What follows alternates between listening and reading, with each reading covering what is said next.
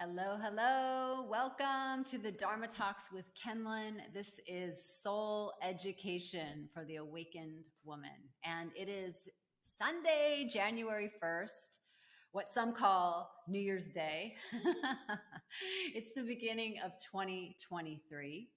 And I say what some people call because really for me and the gene keys, which is what I base a lot of these transmissions on, New Year's Day starts on January 22nd. That is the first day of Gene Key 41, and that's the beginning of the rave mandala. So if you know that all the gene keys are in a circle, in a mandala, and the beginning is Gene Key 41. That happens to coincide with the new moon, also on January 21st, 22nd, and that is the kickoff of the new year. And Asian cultures know that because it's the beginning of the Chinese year. They're a lunar culture, so they celebrate the new year on the day of the new moon in Aquarius, which I love because we are going into the Aquarian age. And so these teachings, these wisdom teachings, are living for us in the Aquarian age. And so today we get to talk about Gene Key 38. It's a very intense gene key. So get ready for this transmission. The programming partner is 39. And together they're super freaking intense. And that's great because the gene keys are reflective of all of life. Not just a part of life, not the super soft and sweet part of life, but all of life, which includes violence, it includes aggression, it includes body tension as the shadow frequencies. And so what do we do with those? Well, you're going to find out. We get to turn those into gift frequencies. And that's really what the Aquarian age is about. Over the next 4 years, 3-4 years, you and I are going to be stepping more and more into what the Gene Keys calls the gift frequency. I love that this work took human design, and Richard Rudd's channel through it was, hey, listen, it's not just static. We actually have layers and levels of each of these gates of the I Ching. And one is this deep shadow band, and it looks like this. And in this case, it looks like struggle. That's what 38. 38 struggle, 39 is provocation. So you can feel the tension in those gene keys. But then we have the gift frequency. The gift of 38 is perseverance. And oftentimes when he says the gift frequency, they're not always on the nose. We have to unpack it a little bit to understand it. And sometimes I have different words for things. And then I'll just presence 39. I have my book here. 39, the gift is dynamism. And that's really the creative life force. And then the city of 39 is liberation. And the city of 38, the highest frequency, is honor. So we're really talking about the mythic warrior archetype. And so how this can relate to you and me as awakened women is that it's the light warrior, the archetype of the light warrior. So how many can relate to being a light warrior? I have a story about that, but I'm going to share it in a second. Hopefully I'll meander to that. But I really want to unpack 38 for us. So think about it this way. Those of you who were born around New Year's have as your life work. I think it's around Christmas to New Year's. So it's kind of ending, and then we go into a different gene key. But this is your life work. And that means the sun is shining. This is where you're conscious of your sun shining. This is your karma that you're bringing into this life. These gene keys unlock so much about your purpose. So listen up if this is in your hologenetic profile, and especially if you're having a birthday from around Christmas to New Year's. You have a very powerful gene key. And we all know that we have all of them inside of us. I relate very deeply to this 38 and 39, even though those are not at all in my hologenetic profiles. So that just shows me that these frequencies are everywhere. And oftentimes we are imprinted too with things that are not ours, but yet they're in the collective, and maybe we grew up with people, and so we understand them really well. I have a ton of friends with 38, 39, and think about it as this axis of Capricorn and Cancer. So 39 birthdays fall in Cancer time, and 38 birthdays fall in this Capricorn time. And that's important only because of that juxtaposition. Like if you're 38, your programming partner, that means the obstacle that you're here to overcome is 39. So that means that you've got some Cancer, most likely. If this is your sun, your Capricorn, you've got like this unconscious or this conscious or unconscious Earth in Cancer. And a lot of my friends are born in that Cancer time. So they have 38, 39 as their life work gene key. And then their programming partner is 38. So when I think about that, my point is, and all of that is when I think about that, I think about people who are really sensitive, who have this divine feminine quality about them. And they're also fucking warriors inside of it, right? And they're also really sensitive inside of it. So it's kind of everything in the mix. You know, sometimes really sensitive people can be really aggressive on the outside because they're protecting a lot of what's on the inside.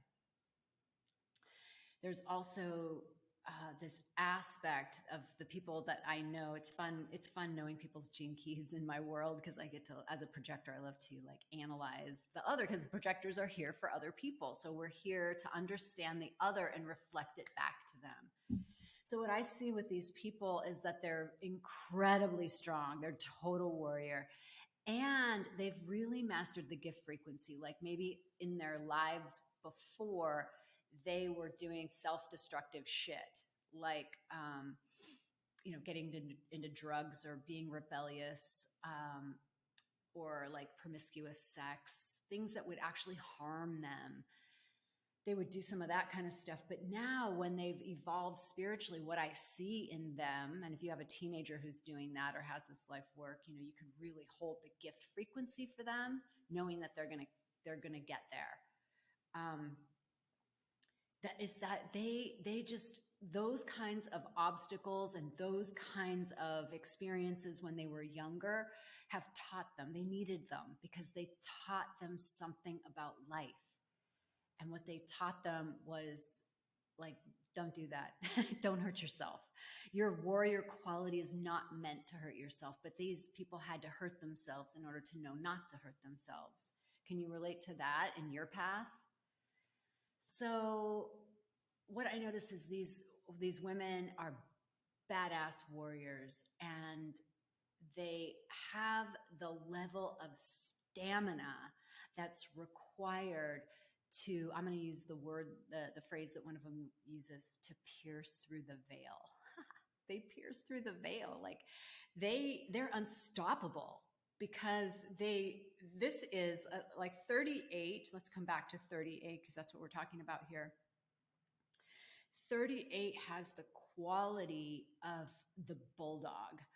I once had a client who told me that he was known as the bulldog in his investment banking firm. And that's just like, he would get on something and he, like, you know how a bulldog is when they have a toy or rag in their mouth? You cannot get it out of them. They're just like the unmovable mover. And that's how he was. He was like, I was known as the bulldog. You could not get me off of something if I put my intention on it. That can be a really destructive quality, right? Because it depends on the battles that you're choosing. choose your battles. And if you just decide to choose a battle because you think you can win, or because you're irritated, or because it shouldn't be that way, that is the low level frequency.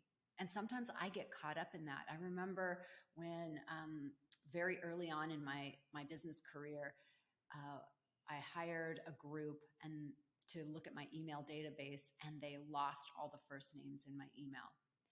And I just was relentless. I have that quality. I was just like relentless in making them fix it.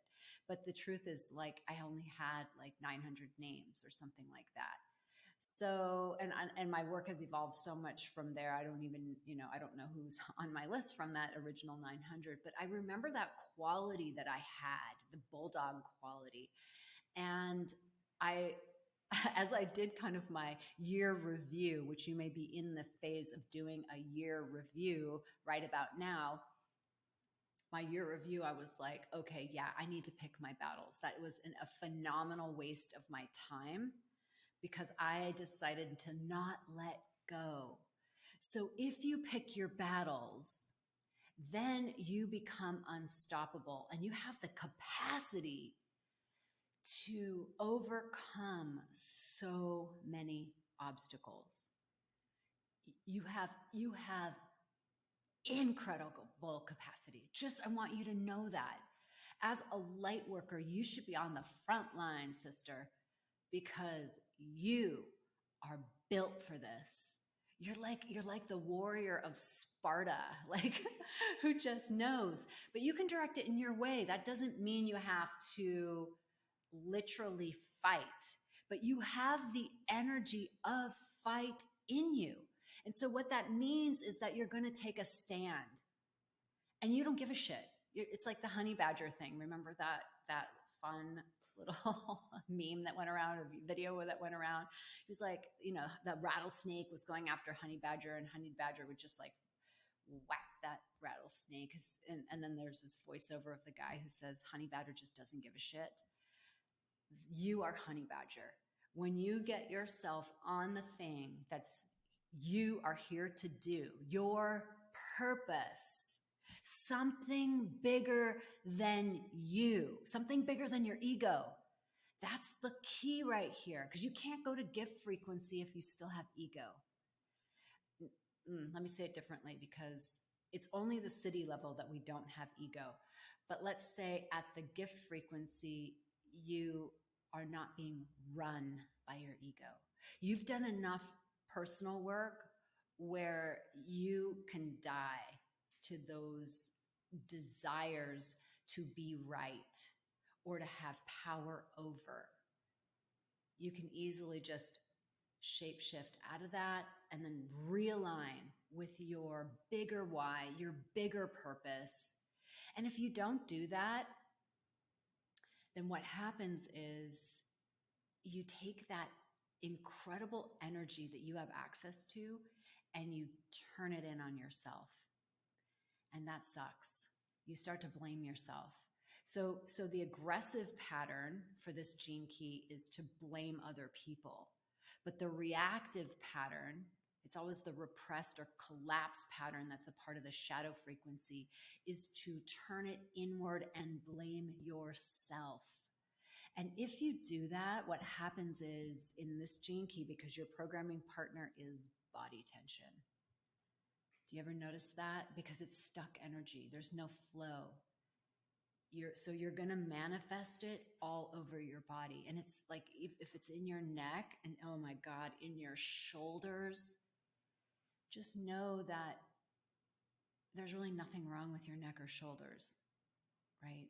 That tension is from stuck energy that's not allowed to flow in a dynamic, let's go back to gene key 39, the programming partner, dynamism, in a dynamic way.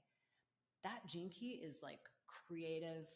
It's like HUD, like that mantra from the Kundalini yoga tradition that is from the navel. HUD, HUD, like you bring it in from the navel. That's the creative life force impulse. as expressed in a mantra. And so HUD, like the tongue touches the upper palate and you can feel the life force energy from your navel. This is actually root. This is coming from the adrenals. I think this is root energy, but you can feel that pulsating life force energy. Yeah, actually, I don't think it's coming from the root. I think in the human design, it's coming from your solar plexus and throat. That's the access point. So in any event, it says that the psychology is related to your adrenal glands, and the adrenal glands are associated with root. So you have access to life force energy. And if you stop it, your body will pay the price. That's the thing. So what do? Here's what you do. As according to this work and according to my own experience as well, you've got to uncap yourself. You have to unleash yourself. And how do you do that? You know, do you get on Instagram and do a selfie? Maybe, but you'd only do that if you are connected to a bigger purpose. What's the thing that you would die for? Okay, so let's go back to Gene Key 38. That highest frequency, the divine gift frequency, is honor. So honor is when you would take a bullet for a cause, for a person, you know, like I was reflecting on shootings in the United States. I had read the statistic that in one of the shootings, the majority of people who died were men who were protecting their children or their partner or the person they were with. So it's like that shield, you know, they went like that. They took the bullet so that someone else could live. That is the samurai warrior oath. Because the samurai warrior, I remember Jaidev Singh said this, the samurai takes his counsel, her counsel from death. So before a samurai goes into battle, they die. They say their goodbyes. They get rid of stuff. Because the only way they can live, the only way they can fight the good fight is through not being attached to living. It's through death. Death is the portal. And then they fight full out. They play full out. And they play full out with honor. Right? So when you're at the city level, what you really know is that your life is not your own. You don't own it. Who is the you who thinks it owns it? That's the you who's going to be terrified when you transition, because that's the ego self. Not that it's bad, we're playing a game here, but that's the lower self, the identity, the personality self that's holding on. But the bigger self knows that it can never die, because who it is, what it is, was never born. And so our life today is to get related to that self, because that is what we're going to need to know when we actually die. So in order to play full out, you have to make your peace with death. Then you have complete and utter freedom, liberation, as Gene Key 39 would say, total liberation to play full out, to be you. To just, oh, what the fuck, go for it anyway. Like let any restriction, barrier, limitation, let it go. Don't get caught in the low vibe stuff through provocation, through struggle, like the struggle to be right, the struggle in life. Oh, it's so hard. No, Gene Key 38, Gene Key 39 is saying to you, Die before you die and liberate yourself. Become completely and utterly free. And then serve. Serve. What are you going to serve? Serve something bigger than you. And the Gene Keys always says, serve evolution. Don't serve ego. Don't serve someone else's bullshit. Don't serve, an unhealthy, toxic family dynamic. No, the Gene Keys tells you serve where we're going, serve evolution, serve the divine. And when you do that, you stand in the mythic role. And that's the role of Braveheart. If any of you watch that movie, oh my God, I love that mythic hero, Braveheart. He's a hero. It's like Wonder Woman has that, like in the recent adaptations. I think the feminine is starting, like there are women producers, women writers, women executives who are starting to bring in the feminine in this archetypal hero, Joan of Arc. It's the hero where you're just like, I don't care. I just don't care. I'm focused on the target. I'm focused on the cause. I'm focused on the message, and I will die for it. And that gives someone so much meaning. And that really delivers you to a role where divinity. So here's the thing about the mythic role, and I'm going to close with this. The mythic role allows you, like I keep doing this column, it's a column. So you actually can get divine Shakti coming in through your crown, through your whole body in that mythic role. You become transpersonal. You step in to the role of God, goddess. That's the archetypes. How can you live the archetypes? That's how you live the archetypes. You get out of the way. You get yourself out of the way. The small self that's either focused on stupid things, making a fight about it, or blaming and turning it inside, or disempowered, and blaming yourself and not thinking you have power. That's all, no. But when you start to live for something bigger than yourself, you actually can channel the archetypes. That's a huge gift. If you've ever done that, well, try it out. But if you've ever done that, you know that it feels phenomenal. It feels like the reason why you're here. It feels like life. It has so much meaning in it. And that's our province. So in a couple of weeks, I'm going to do a workshop called The World is Your Oyster. That's been one of my mantras. And that is really encapsulating this Gene Key and many others into a formula on how you can live every day that opens you up to this mythic realm. And then we're going to create a sacred soul symbol or a sigil for 2023 and a mantra for 2023 and a practice. It's all like micro so that you can do it every day as a reminder of your intention. What are you here for? Why are you doing that? So look for that on evolvingsisters.com under the program section. And I can't wait. I can't wait to teach this. I can't wait to welcome you, and Happy New Year. We're going to be dropping in over the course of the next couple weeks as we're in retrograde, really cleaning up and owning the past so that we can step into January 22nd, 2023 as new beings and talk about what's on the horizon for 2023.